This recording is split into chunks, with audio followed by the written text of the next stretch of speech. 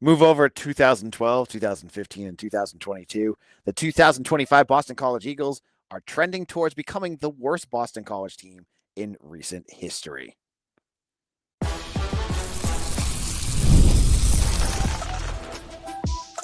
You are Locked On Boston College, your daily podcast on the Boston College Eagles.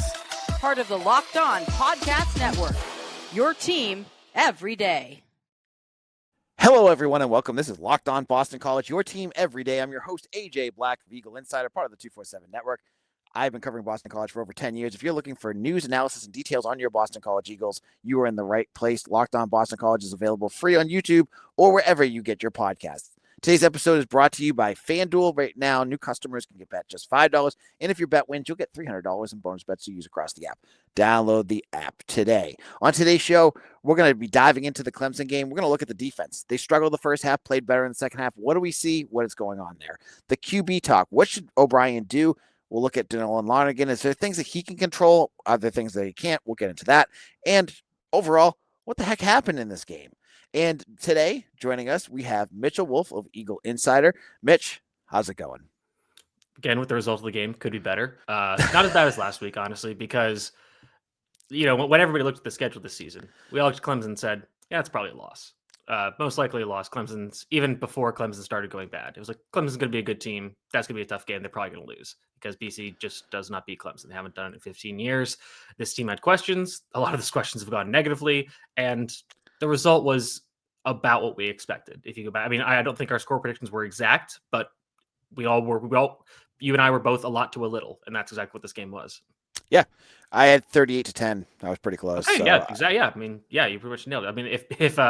If BC does it, if BC punts the end of the first half, then you're golden. But I honestly didn't hate that decision because, and it's complicated. And I'm not sure I have the wording exact, but Clemson getting the field goal there doesn't really matter to the final score as much as a continued drive and getting BC points would matter. So I get going for it there because the difference between losing 34 or 41-10 to 45-10 or whatever or is, not as bad. So I didn't hate that decision. I was a little confused at first, but at the end of the day, you're like, they're down by a ton. Like, it really doesn't matter. And so I'm fine with, trying to get the offense to get something.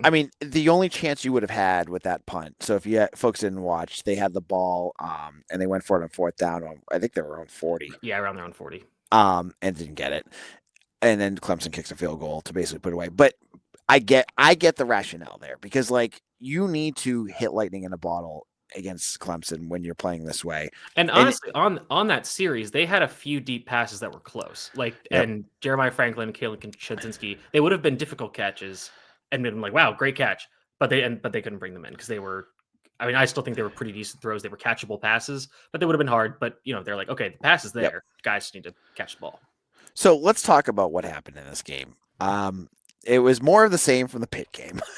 You're playing a team that is filled with blue chip talent. You got guys like TJ Parker and K. Klubnik and Bryant Wesco, Antonio Williams. These guys are all big time recruits, big time players. And Peter Woods too. Sorry, he scored a touchdown. Scored a rushing touchdown and had the trifecta of basically it didn't had anything except a strip sack and an interception. Yeah, you're playing against this type, and you saw what BC was like where they're at last week. You didn't. If you were expecting BC to battle in this game, I said it on our comment section and on our show. I just didn't. Until they show it to me, they gotta prove me that I'm wrong, and they didn't. They weren't able to do that because Klubnik is probably one of the. I don't know. Is he better than Aiden Childs? Probably the best quarterback. Oh yeah, better. He's also okay. He is not as physically talented. He is more consistent, and when BC's defense is as banged up as he's going to hit more explosive plays, but against better defenses, he's not going to be that explosive. Whereas the variance of outcomes with Aiden Childs is huge. Like that, it could be anything. So it's kind of a Phil Dracovic kind of thing. Right. As we say this as UCLA smoked Michigan State this weekend. Yeah. But on defense, you saw what happened. We'll get into the defense itself, but the way the game kind of flowed, it was Clemson just moved at will. I saw a ESP, I think it was like a Clemson ESPN guy writing that like Clemson could basically choose how they wanted to score on BC. Mm-hmm. They could do anything they wanted, and BC Yeah. couldn't stop them. Whether it was passing, you had your defensive tackle scoring touchdowns. You could do whatever you want. What was your takeaway from just like the flow of this game, Mitch? I think it kind of played out similar to the Pitt one, where they just could not get a stop. And when BC was moving the ball decently well in the kind of second quarter time frame, they have that strip sack, and after that, and I was funny. I was driving back from a family thing, and my wife was driving, and I'm sitting in the car watching on my phone, and it was the 2-minute warning. So I'm like thinking about it as they're going across. Like, okay, like they can get a score here, they can draw if they can kill some more time, they can go to halftime, they get the ball out of halftime, so they could score there, and then I don't know if we're gonna win, but like, hey, this could look competitive. Immediate strip sack, and I was like, oh, that's what I get for having hope. That's what it is. And Shawshank Redemption. Listen, hope is a dangerous thing. So that's really the thing. Is like you kind of saw BC starting to get some together with some of those drives. They're starting to throw the ball a little better, moving the ball. They're getting some runs here and there, which was good. Turbo looked great at times. I mean, he had one run called back for holding, really ticky tackle. I watched it a few times. I couldn't see it for the life of me. But yeah, and then that strip sack happens, and you're like, okay, well, and then Clemson goes right down the field, scores on a big touchdown. And BC's really just out of it. And then at that point, BC is game scripted out of this game. They have to throw all the time. They have to pretty much abandon the run game, similar to how they were forced to against Pitt. And even they're running the ball decently well. They did a few times in the second half. It's like, okay, well, we can't, even if we're picking up 7 yards carry, we need more than that because we need to score quickly if we're going to keep this competitive. And they weren't able to move the ball that way. And then when they did move the ball, then they weren't able to finish in the end zone. Yeah, and it was this game got out of control fast. Like it was, what was it, 34-10?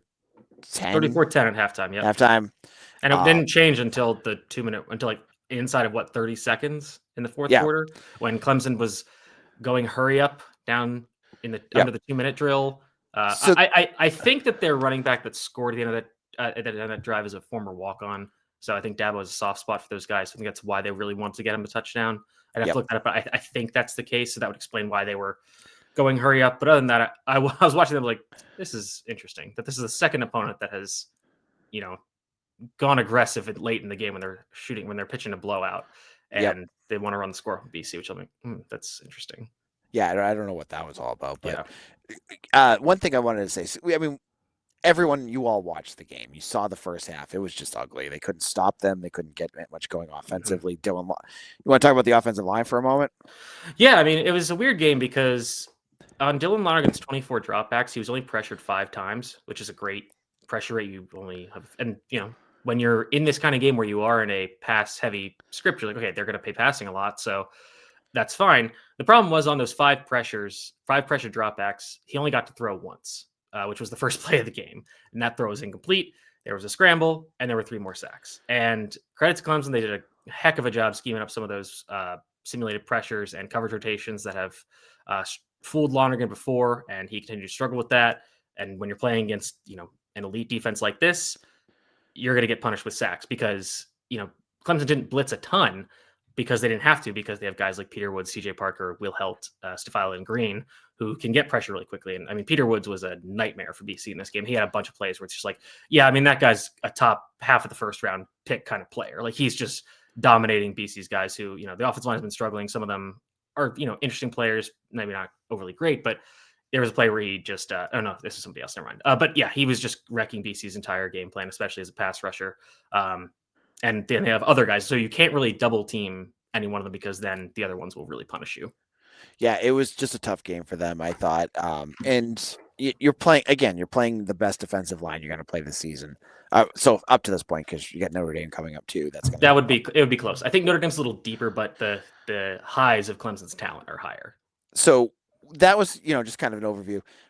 I want to bring up one question because we'll talk about other things. Maybe we'll actually bring it up in the defensive talk. We'll talk about this later. I want to talk about they quit discussion. We'll save that to the end.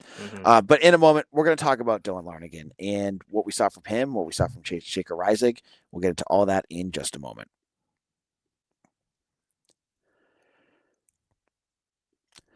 Peloton is shaping the future of fitness with the brand new Peloton Cross Training Tread Plus, powered by Peloton IQ. It's their most advanced equipment yet, designed to give you real-time guidance and endless ways to move, whether you're running, lifting, or cross-training with your favorite instructors. This is training reimagined. Peloton is built for breakthroughs with tools that help you plan, stay motivated, and reach peak performance. I love how the Peloton IQ system offers real-time strength coaching. It actually tracks your reps, suggests the right weights, and corrects your form, making every move rep safer and smarter. With the full screen, it's a game changer. You can go from running on the Tread Plus to strength training without missing a beat. So let yourself run, lift, flex, and push forward. Explore the new Peloton Cross Training Plus Tread Plus today at onepeloton.com. The Charitable Irish Society has been part of Boston's history since 1737, making it the oldest Irish society in the Americas. With deep ties to Boston College, its leaders and members continue a proud tradition of service. Today, the society is still living its mission, raising thousands of dollars each year to help immigrants in need, Irish and non-Irish alike. Last year, their support helped a family from Northern Ireland who faced a medical crisis and couldn't cover rent and bills. You can be part of that impact. Membership is just $75 a year, and it goes directly to helping families when they need it most. And mark your calendar. The annual Silver Key Dinner is coming up October 29th at the UMass Club honoring Archbishop Henning. Get your tickets for the annual Silver Key Dinner and join the Charitable Irish Society today at www.charitableirishsociety.org.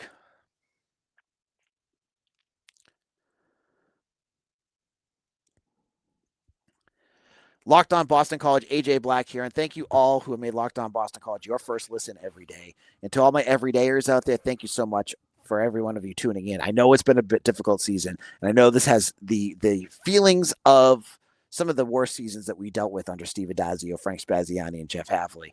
But we're getting through it together. We'll get through this. We have 6 more weeks of this. But we're here to talk about it. That sounds like a threat. I know, right? We have 6 more weeks of this. It's hard. It's really hard. Just the vibes are the vibes are going. Let's talk about Dylan Lonergan. Speaking of vibes that are struggling right now, Lonergan has not thrown a touchdown pass since the Stanford game. And it seems like his confidence is completely shot. The offensive line, as we said earlier, is not doing him any favors. And he hasn't. I do want to push back a little bit on that because, again, his pressure rate is very low. This was a rough game in terms of sacks. So I think it's more of an outlier because they do a good job of keeping him upright or keeping him not getting pressured. But that's even worse then, isn't it? Yes. In theory, it is that he is performing worse when he is not getting pressured. That's scary. I have to look at those stats exactly, but because I think PFF has that. But yeah, you are seeing that kind of issue where he is just not. And again, I think he was better in this game than he was in the Pitt game. He was hitting some throws over the middle. He had a really nice one to Kalen Chudzinski, had a few to Bond. They were really the only receivers that were routinely featured in this game. Had the undefeated play of trying to hit a play action shot pass and then check it down to Jordan McDonald and have him run over a defensive back, build the whole plane out of it, like I said, because it works every time. Yep. Yeah, I mean, so let's talk about that. Speaking of wide receivers, 3 wide receivers played in this game. That's it. Yeah, that's interesting. VJ Wilkins. They were going a lot of 2 tight end sets for right. Yeah, they were 11-12. Yep. So let's talk about Dylan. What did you see from him just overall, and what are your thoughts of where he's at right now as we sit getting ready for this UConn game? I think you're kind of just seeing him not really progress. And I think it's hard to make a ton of progression in some of these areas in the middle of a season in terms of post-snap processing, being able to understand like a coverage rotation that is very complex, like the ones that Clemson was using, especially on 3rd downs and obvious passing situations. Because, there's one of the sacks he took was on 3rd and 12. It's like, okay, Clemson knows that they're passing. So they're going to call up some kind of crazy play. They're going to do a weird pressure stunt, and he couldn't get the ball out in time because the passers were able to get home super quickly. So you saw him be more accurate in this game than he was in the Pitt game, because Pitt game he was just not hitting anything. And at least in this game, you saw him lead a few drives, do a few things. But then he has obviously the killer mistake on the mesh rail play where he tries to step up and throw at the same time. If he just steps up and runs, he can probably run it for a decent game because Clemson's in man on that play, and so they don't have a guy eyeing the quarterback. So he's just got to get out of the pocket. Don't try to do too much there. So that was a mistake. And it was a killer one because that really was the turning point of the game. I'm not saying BC would have won, but they had some momentum there. They were in the high red zone. They could have gotten something there and maybe stem the tide. So I honestly don't know what you do with the quarterback position because I I still think that there is a chance that Lonergan can turn out to be a good quarterback, and he just probably needs some more reps. But on the one hand, the season is probably lost because you've lost 5 straight games. You've lost to the teams you were supposed to beat. You could have beaten, and now you're in a deep hole. So there is kind of a whatever. Let's see if we can get a spark from Grayson James. I think this game proved. I mean, again, it's Clemson's defense, so it's not exactly a fair sample size, but I think this game proved that it's not just like, we'll put in Shaker and everything will be fine. Shaker Isaac had a bunch of scrambles where Clemson was just like, yeah, sure, fine, take it, and he did. And credit to him, but he had an interception where Clemson tricked him with a trap coverage rotation where they bring the safety over the top and have the cornerback stay underneath. So that was his red zone interception, and he took a few bad sacks as well. So I don't throw everything sidearm. It looks he's a little. I mean, I think when you're from that area of the country, you just throw with a little more sidearm. But there was some plays where he was doing it more purposefully because he was trying to get it around a defender. On the more normal dropbacks, it was more of a normal release. But you do see some quarterbacks just have it that way, and I think it's very dangerous to mess with quarterback's release just to like make it more of what you like. Like don't. Sure. It's like a golf swing. Don't mess with it. Or don't over tinker with it, I guess. But so I'm not sure what you do because I think if you bench Lonergan, you do risk ruining his confidence further. I think there's also the camp that says if you just give him like a few weeks off, then he can watch the game from the sideline. You can learn some things. You can be like, okay, like this is what I would do in this situation. This is where I would see this and I would think this, but I was wrong. So I need to look at something else to give me a better indicator. And I think in terms of just Grayson James's ability versus Dylan Lonergan's, I think the one thing you could argue is that James is a better runner. He's a better athlete. You could add that into the offense more to force defense to account for it. You could maybe argue that Grayson James has better sack avoidance. That was the case last year, but I feel like that's not a sticky statistic. Like I think that's kind of it fluctuates by the year, kind of like fumble luck, which we talked about, where, last year he did it against UNC and Pitt when they were down to their, they were down at the bottom of their depth charts. They were just want to get the season over with. If he has to do that against, SMU, Georgia Tech, Notre Dame, when they're fighting for playoff spots, I feel like that might have a different result. So, and especially with an offensive line that is worse. Say what you will about this offensive line. Like they were better last year with Oscar Pillow and Drew Kendall. So the pass protection is probably gonna be worse. So I get it. But I still think Lonergan's to be around and, maybe just going to next year, it's okay. It's a 3-way competition with him, Shaker, Sammy Babalola, I guess 4-way with him and DJ Bordeaux as well. And you just open up and Lonergan is probably the incumbent and has an inside track, but it's really his job to lose. And it's like, you gotta, like these other guys could take it for sure. Yep. But I hope we don't get to that point. Cause again, I'm really tired of rotating quarterbacks and having to do this every offseason. But I mean, Lonergan's not getting better. He was a little bit better in this game, but he still made some bad mistakes. In theory, the UConn game is a bit of a get right game, or at least it's a little not as bad as Clemson. Then you're right back to at Louisville and versus Notre Dame. So it's going to get harder. So I'm not sure what you do. And I think O'Brien is probably wrestling with this decision because I think he probably feels that he needs to do something because it's not working. And, we're reaching the point where you kind of need to start turning over stones to see if you can find a spark. Yeah. I worry too with him. Like you're talking about his confidence, right? What would be the worst thing for Dylan Lonergan? And I said this, I texted you this, like if he goes into UConn and their defense isn't bad. Mm-hmm. I mean, they're probably going to be, wanting to beat BC badly. Mm-hmm. If he goes out there and struggles and BC loses, that's going to be tough on his psyche. Mm-hmm. Like, and I don't know if that's what you want to do with him. Like, maybe you go with Grayson James in this game and figure out where things are going. But I don't know. It's a tough one because, we saw what he looked like at the beginning of the year. Is it just like, I think we said the same thing with Castellanos. Like, once the film gets out there, people can start to figure out how to scheme against him. And I think that's part of it. I think that I think teams are just throwing, they're seeing what he struggles with. They're also just doing more stuff. Not a lot of teams are blitzing that much, honestly, which because he's proven that he can beat that. So they're basically just sitting back in coverage. And for some of these teams, their pass rush can get home. Some of them can't. We've seen teams not get a ton of pressure on him, but a team like Clemson, when they do, they can convert it into sacks. And I think with him, maybe we just might have overestimated the physical talent.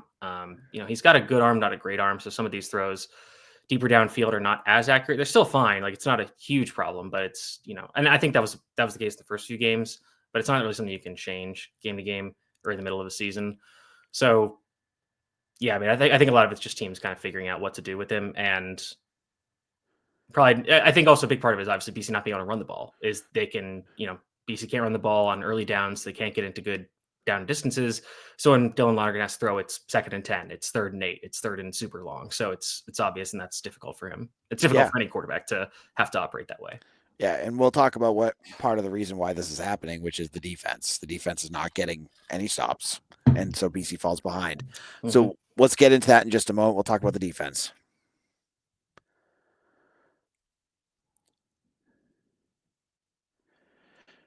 This episode is brought to you by Square, your favorite neighborhood spots run on Square. There are certain businesses that make the neighborhood the neighborhood. These are the places that become an extension of home, whether it's a sports bar dedicated to your team's fan base, the spot with the best wings in town for game day, or that beloved local chain that's been rooted in your community for years. These businesses are what bring people together. When neighborhood businesses thrive, the whole neighborhood thrives. That's why I love Shake Shack. It's owned by Boston College. You can get yourself a good burger. You get yourself fries. It is the perfect at home if you don't want to make your way to Alumni Stadium. It's the best way to get yourself a good meal to watch along with your Boston College Eagles. Now, Square is a proud partner of more than 4 million neighborhood businesses around the world. You can go to square.com/go/lockedoncollege to learn more. But before you do, go support your favorite neighborhood spot. You'll be happy you did. Square, see you in the neighborhood. The NFL season is here, and FanDuel has an offer you don't want to miss. Right now, new customers can bet just $5 and get $300 in bonus bets if you win. That's right. Pick a bet, put down $5, and if you hit, you'll unlock $300 in bonus bets to use across the app. I love using FanDuel, whether it's for college football. For football, you can use multiple parlays on football or on baseball. Playoff season here. It's easy to use. You can go across, find what you look, and it's that easy. It makes watching football even more exciting when you've got a little something riding on the action. So what are you waiting for? Visit FanDuel.com to download the FanDuel app today and get yourself started.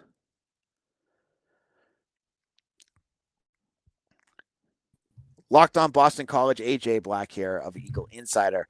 And we're wrapping up our conversation about Clemson, and I want to move on from this game as fast as humanly possible. The third quarter I was watching up there, and the first half they had no coffee up in the press box, and I'm just late game. I'm like dragging and watching, and I'm like, oh my gosh, just get this game over with.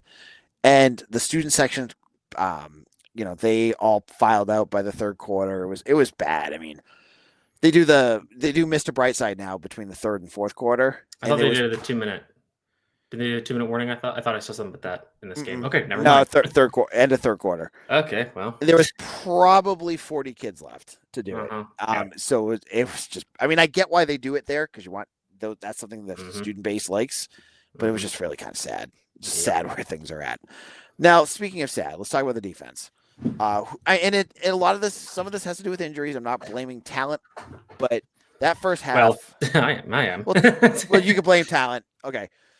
But that first half could not make a stop. What did we learn about the defense, and what are some of your thoughts about them after this? I don't think we learned much about the defense. I think we knew going into this game specifically that this team was operating on the edge of a knife because they have the depth of talent on this team is not very good, especially at the cornerback position, whereas Clemson's talent at the wide receiver position outside, and Antonio Williams was fantastic in this game too. So you're looking at a team that is not situated well to take advantage of what Clemson is bad at, which is pass protecting, or survive against what Clemson is good at, which is throwing downfield. So we, again, going into this game, like, I don't know why anybody would have expected BC's defense to, get a ton of stops. You could get a few, maybe get one or here or there, but they got, walked up and down the field the entire first half because you have got, and again, I'm not like picking on them as people. I'm just saying you have Ashton Cunningham, who's a true freshman, who's 5'9", 5'10", 160 to 170 pounds. And he's up against Bryant Wesco, who's a tall, lanky wide receiver, who's played a lot of football and is going to probably be a high draft pick in the next few years. And Wesco mossed him a few times. You have Antonio Williams operating on, I guess, TJ Green, who was playing in the slot the most this game, who again is a true freshman, who's undersized. Antonio Williams is a savvy veteran receiver who has played a lot of football, and he just took him to school. And you saw the safeties have some issues in coverage, not as much. They weren't targeted as much. KP Price got targeted a bunch. I am starting to worry about KP Price because I think that he might just not be what I thought he was, because he is, and maybe it's just, I don't know if he's hurt or if he's just has a minor injury that's lagging, because I feel like he's just a lot slower than he was last year, which is a problem because he's getting picked on in coverage a bit, which he was good at last year. That's the weird part. He was a fairly decent coverage defender. I remember that Nebraska game. He had that interception. Yeah, he had like a great play against Virginia early in the season. So yeah, I mean, he had Isaiah Ferris give a big play, and yeah, God, these are 4 or 5-star recruits going up against guys like, again, respectively, Isaiah Ferris and Max Tucker, who were not 4 and 5-star recruits. So generally, talent bears out, and that's what was happening, and it was happening all over the place. That was the biggest problem: is that BC couldn't really stop the run because of Clemson's ability to run with the running back and the quarterback. They did some fun, funky jet sweep stuff to keep BC off balance. They were hitting on basically every throw over the middle and deep that they wanted, which Clemson has not traditionally been, or not this year, not consistently been a strength of theirs. They've had issues with that, but because BC doesn't have the speed or the talent in the defensive back area, they're not able to hang with Clemson's receivers. And because BC doesn't have a consistent pass rush they can get home with 4, they're not able to take advantage of Clemson's issues pass blocking. BC didn't blitz that much in this game. They tried to play coverage, and it didn't work their one sack came on, I think it was one of Clemson's first drives where Klubnik scrambled and Hutchins touched him down, or knocked him down for like a 1-yard loss, and there were no sacks after that. So these are all the problems that we've talked about with this team, at least since they've had all these injuries at the cornerback position. And in this game, making things worse, linebackers were going down like flies. Owen McGowan went down at one point. Jason Hewlett went down after not playing most of the game, but he got hurt. Bryce Steele was in there for a bit. I don't know how much he played for the rest of the game. You had Omar Thornton even get hurt for a second. You saw some true freshman linebackers out there. You saw Quan Williams for 7 snaps, which I haven't found those snaps exactly when they were, but he was questionable. So you got to think that he just tried to play and couldn't go.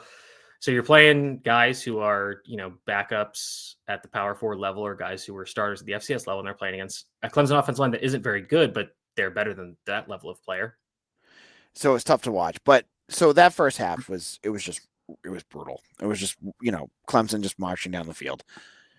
Let's talk about the second half, because I think this is the one part where if you want to glean something positive from this game, it was that BC's defense did not quit in that second half. Yeah, it's not even that it's a positive. It's just like this game could have been like 58-10 if they really wanted it to be. Because there's a few plays when you watch the second half where, and I sent you one play where Clemson throws like a quick screen down to the bottom of the screen to the left, and there's a few guys there to meet it. They stop the screen, but by the time the play is whistled dead, every one of the 11 players on the field is on that side of the field. Like are basically between the numbers and the sideline. They're all condensed in that area by where the ball is. And if you're losing 34-10 and all of your players are concentrated around the ball when you're losing by that much, that is an indicator to me that they have not quit. And I know they did not cover themselves with glory for the whole game, and they're getting outplayed because I just think Clemson has much better players. And to Clemson's credit, they also schemed up some really cool plays. And yeah, they out-schemed BC as well. But I think the talent is the big thing here. But you look at the second half and I'm sure Clemson took their foot off the gas a little bit, at least in terms of the players, like maybe not giving 110%, but the coaching staff didn't, because they were still calling aggressive plays and hurrying up and all that. But you saw guys didn't give up. Like Max Tucker didn't have to make that interception in the end zone. KP Price got that one thrown basically to him because Klubnik kind of floated the pass. There was another play where Klubnik tried to run to the end zone. He got stonewalled by 3 guys who just collided with him, and I was shocked there wasn't targeting. And he basically left the game after that because he got kind of rolled up on. And that's why you don't run your quarterback when you're up by that many points late in the second half. I'm just like, don't risk your quarterback like that if you're Clemson. So I think that there is this narrative that team has quit. They don't give good effort because they miss tackles and they give up big plays. And I just don't really think that's true. I think they're giving up those plays because they're not as athletic as the team as they're playing across them. Like, let's look at what Pitt did to Florida State last week, or this past weekend, where you were like, oh, BC is so terrible. They let a true freshman do all this stuff to them. That true freshman did the same thing to Florida State. And I know Florida State's not the best team in the world right now. Their defense is, not the best part of their team, but that defense is probably still more talented than BC. So, that might just be a good offense. That resume, that loss on BC's resume is not looking as bad, because it's like, okay, Pitt might actually just have something with this kid. So I watch this team and I see players running to the ball. I see them getting like attacking their blocks, making tackles, finishing plays strong. So I really don't think that the quit narrative is true, because I think that if it were, these results would be even worse, because you would see guys just not caring at all. I think that it can be evident on tape. And even if the guys are just playing for selfish reasons, like, all right, I can't put out bad tape if I'm going to try to portal out of this mess. They're still trying hard and playing for their teammates, or maybe they're just playing for themselves, or they're actually playing for their teammates, and they're still playing hard late into these games that are blowouts, where I don't think anybody would be that incensed about, hey, if you're down by this much and you're disappointed and you're not giving 100% effort, it's not desirable. But it's like, hey, I get it. Like, I would get, not if I'm the corner on the opposite side of the field of that screen, I would understand if you're not sprinting over to be the cleanup guy when all 10 members of the defense already have the screen wrapped up, but everybody else was over there. So I think that narrative is not true. And I think that is more insulting to the players than saying they're not as talented as the players across from them. Because I think these players, people make the joke, oh, like, does this team in practice? It's like, yeah, they practice a lot every week, and they have film study, they have meetings, they have all this stuff, and they're out there still playing hard. They're playing fast, and they're just not as physically fast as Clemson's players, because Clemson has better players, but they're still playing hard. They're trying hard. And I think that is commendable, given how the season has gone. Yeah, and I go back to the injuries, and we saw the list of questionable players that were going into this game, and you've got Quintavious Hutchins playing with a club on his hand. You've got Quan Williams playing 7 snaps, but I'm sure it's not comfortable. You've got Max Tucker playing with his arm in a wrap. You got all these guys. If they quit, why are they out there playing? Like, you would imagine if these guys, these are veterans, many of them, I don't know. Well, they can't go anywhere, but because Quintavious Hutchins and Quan are out. Yeah, I see what you mean. You know what I mean? They can't transfer out. But if it didn't matter, and why would they keep playing? Like, I think they do care. I think they are trying. And yeah, as you said, the results aren't there.